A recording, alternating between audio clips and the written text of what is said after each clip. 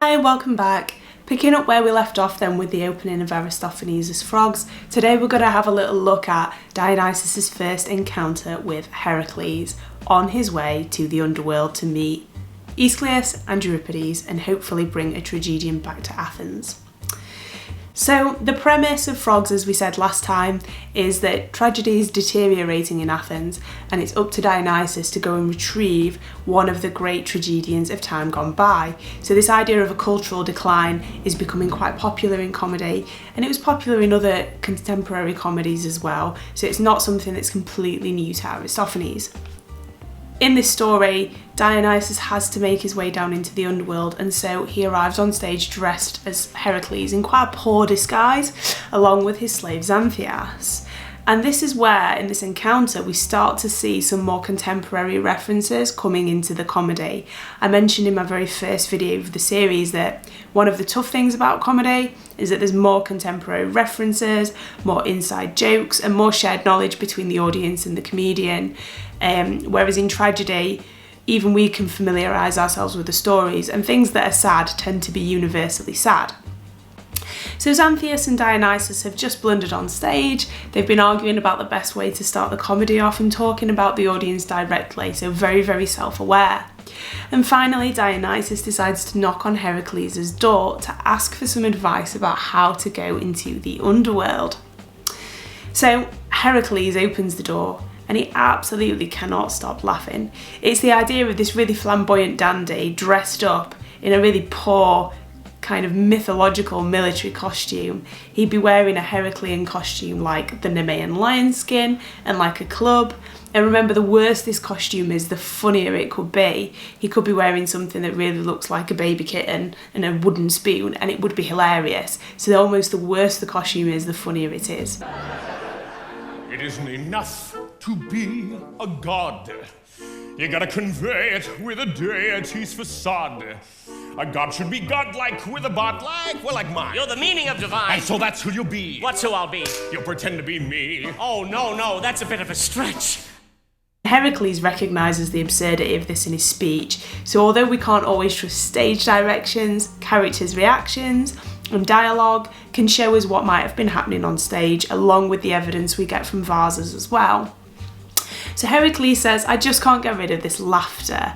Is that lion skin atop a yellow gown? What's the idea? Why has a war club joined up with ladies' boots? Where on earth have you been?"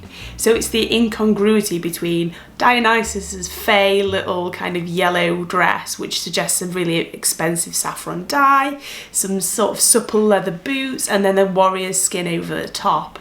And it's really kind of out of sync. It's really obvious that this is a pants disguise, a rubbish disguise. Having there. Don't ask. Oh, fortunately, I packed several different ensembles. Like what? Well, I have this in gold, blue, and magenta.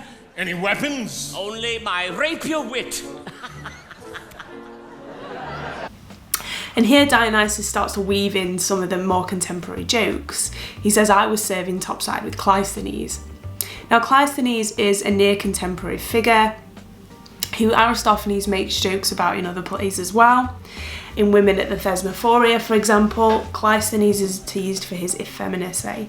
And this idea of Cleisthenes as a shield dropper, as a defector who didn't fight to the end in his military campaigns, is something that's often used against him. So Cleisthenes as a byword for effeminacy is something that comes up.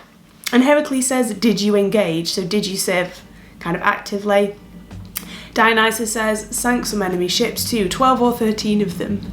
So if we think about this in the context of what's just been happening for the Athenians, we might be thinking of the naval battle of Arginusae. Now they won the naval battle, but unfortunately 25 of the Athenian fleet were lost. So that was quite a costly element of war for them. And the Athenians are slowly running out of the resources to continue to fight in the Peloponnesian Wars against Sparta. So Frogs is set at a time not just of cultural decline because of the death of Sophocles and Euripides, but at a time where it's quite a war-weary place to be. And so lots of jokes about the recent wars seem to be woven in. At this point, I tend to think about bottom as a British example. So the kind of humour we see when Richie pretends that he fought in the Falklands. What's that? Well, it looks like a very small penis. No, not that. That! Well, it's an appendix scar. Yes, an appendix scar. And how do you think I got that? Well, from an operation to remove your appendix. Yes. Yes, that's where an RG took my appendix out with his bayonet. I don't believe a word of this. In fact, I don't believe it so much, I'm going to smash your face in. Military when he's never ever served. And it's just really childish and gets really blown out of hand.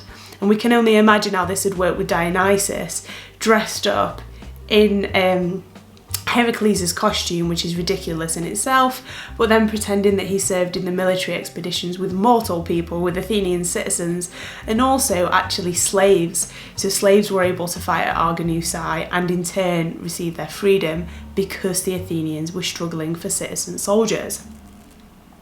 And Xanthias really undercuts Dionysus in this scene. Dionysus is talking about how many different enemy ships he sank, and Xanthias says, and then I woke up. So he's undercutting the absurdity of everything that Dionysus is saying. And then we get the jokes coming in a little bit more about Dionysus's sexuality. So he says that he was reading a play on the ship Andromeda, and he was overcome with a desire, with a longing. Heracles says, for a woman? No. For a boy? Not all. For a man then? Aha! Did you do it with Cleisthenes? So again, perhaps a dig at effeminacy. In the Greek world, having a young male lover was acceptable in some circles and under certain restrictions. And I'll put another video up on pederasty because that's a complicated topic in and of itself, this relationship between older men and younger boys. But actually this suggestion that two fully grown men would be in a relationship with each other in the context of the time is seen as a dig at their effeminacy and in the context of frogs. And Dionysus cuts in, don't tease me, brother, I'm truly in a bad way. That's how thoroughly this passion is messing me up. And this is when Dionysus reminds us that he and Heracles are actually related because of their divine ancestry. And so Dionysus tries to explain his predicament and his longing for the tragedians in a way that Heracles can understand, because Heracles is the meathead, he's the dolt, and he is the greedy character who's not really going to understand a need for tragedy. He's not really presented as a sophisticate. Okay, so I'm hoping you're going to join me for the rest of the videos in the series, and you can see them theme by theme if you want to follow along with frogs.